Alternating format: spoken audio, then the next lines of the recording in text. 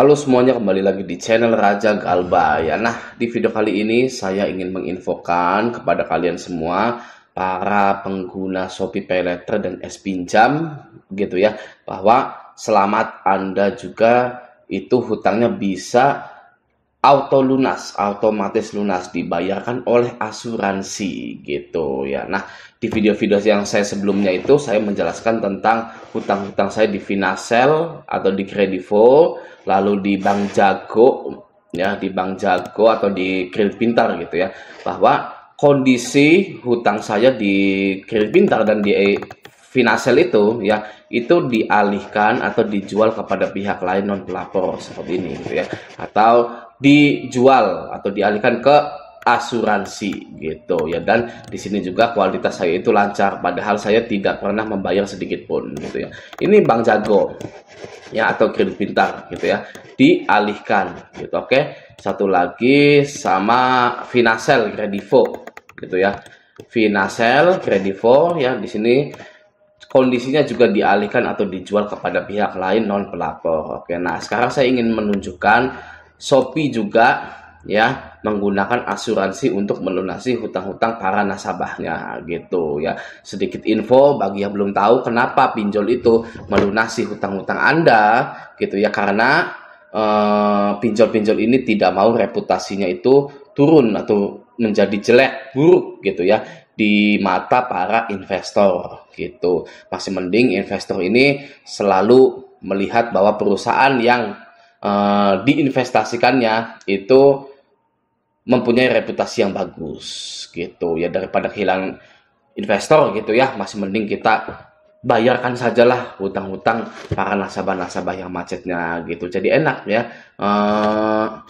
Pinjol itu sebenarnya lemah, fintech itu lemah gitu loh ya, dari sisi manapun itu lemah, tidak ada yang kokoh perkasa gitu. Oke, langsung saja ya saya tunjukkan bahwa Shopee akan membayarkan hutang Anda menggunakan asuransi. Mari kita ke TKP-nya yuk. Nah, sekarang saya sudah ada di aplikasi Shopee gitu, dan masuk ke bagian SPayLater gitu ya. SPayLater dan S-Pinjam sama saja gitu ya. Nah, untuk membuktikannya bahwa Shopee Pinjam dan SPayLater itu menggunakan asuransi, mari kita scroll ke bawah, lalu kita klik syarat dan ketentuan ini. Oke ya. Di sini tulisannya, dengan klik aktifkan sekarang, kamu setuju dengan syarat dan ketentuan. Oke, kita klik. Ya, kita tunggu sebentar.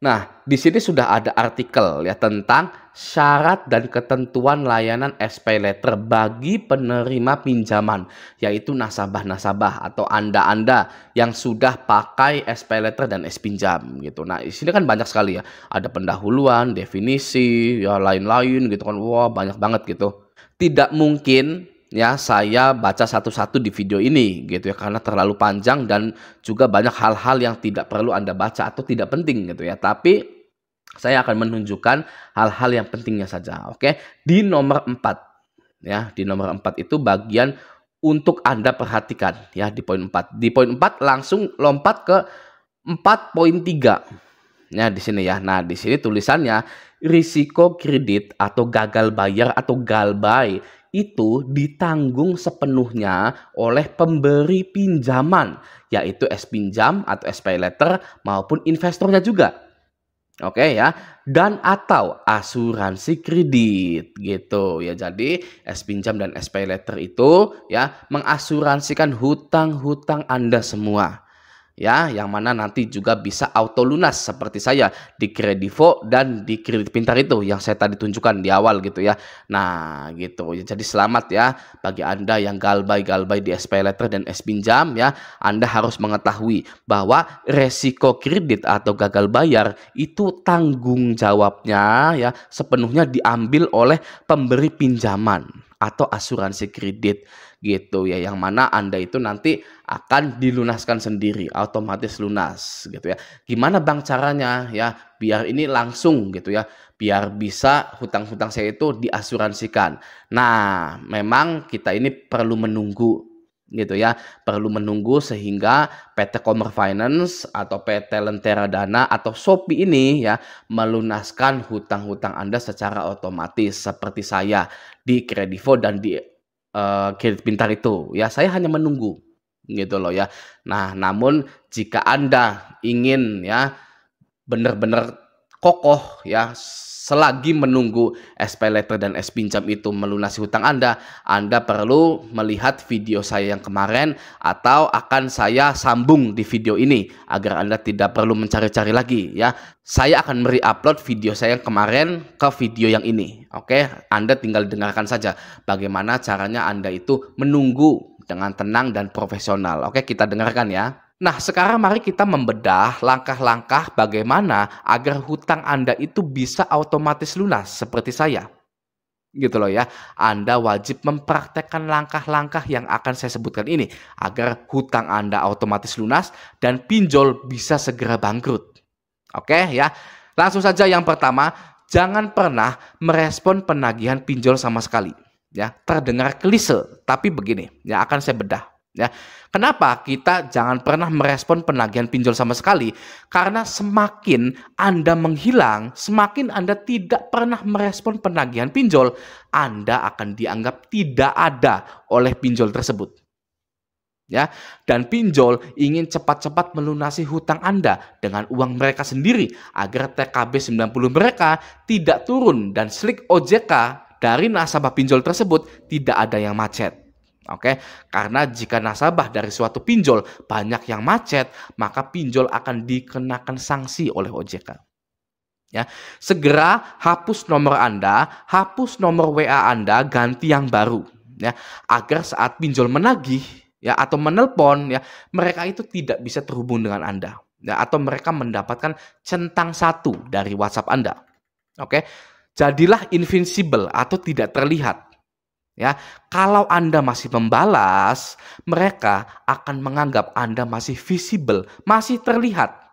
Ya, masih bisa diusahakan dengan cara ditekan, disebar data dan lain-lain. Ya, pinjol mengira Anda masih takut dan mau membayar pinjol itu sehingga hutang Anda tidak segera dilunasi. Ya, karena Anda itu masih bisa diusahakan menurut pinjol itu. Ya, pinjol memprioritaskan nasabah yang tidak kelihatan atau nasabah ini sudah busuk data tagihannya, ya, untuk segera dilunasi hutang-hutang tersebut. Oke, ibaratnya mari kita adu kuat, ya, pinjol vs nasabah, adu kuat dengan pertaruhan reputasi pinjol akan turun jika pinjol tidak segera melunasi hutang-hutang para nasabahnya. Nah, gitu ya. Jadi menghilanglah, menjadilah invincible ya agar pinjol ini ya segera menganggap Anda bahwa Anda ini tidak ada ya atau hilang gitu atau menghilang gitu dan pinjol segera melunasi hutang Anda karena takut reputasi atau TKB-nya turun. Oke, itu yang pertama. Yang kedua, jika ada DC lapangan ke rumah atau debt collector lapangan ke rumah ya sekeras mungkin atau sebisa mungkin jangan pernah ditemui. Ya. Kenapa seperti itu? Kenapa jangan ditemui? Ya karena itu tadi, invincible, tidak terlihat.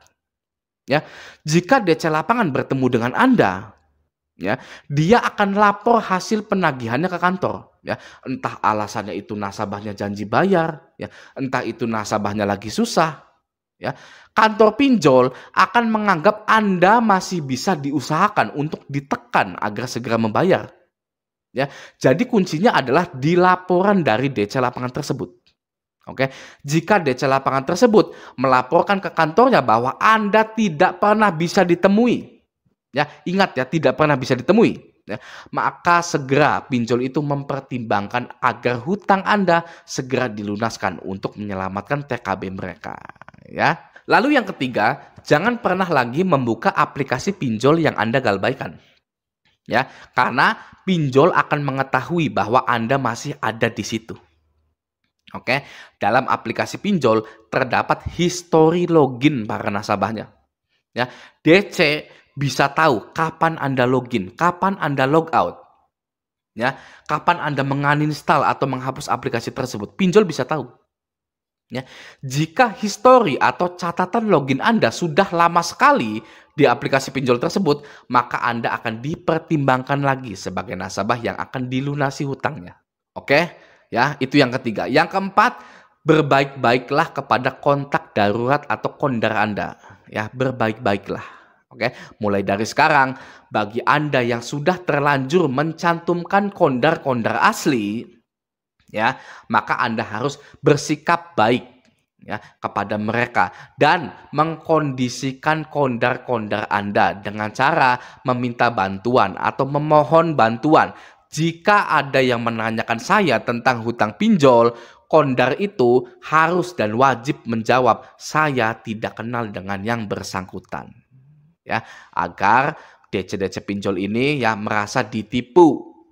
Oke, karena Anda mencantumkan kondar asal-asalan. Apapun alasan DC-nya, ya ketika DC itu menghubungi kondar, kondar itu harus tetap ngotot bahwa dia tidak kenal dengan Anda. Nah, selesai seperti itu.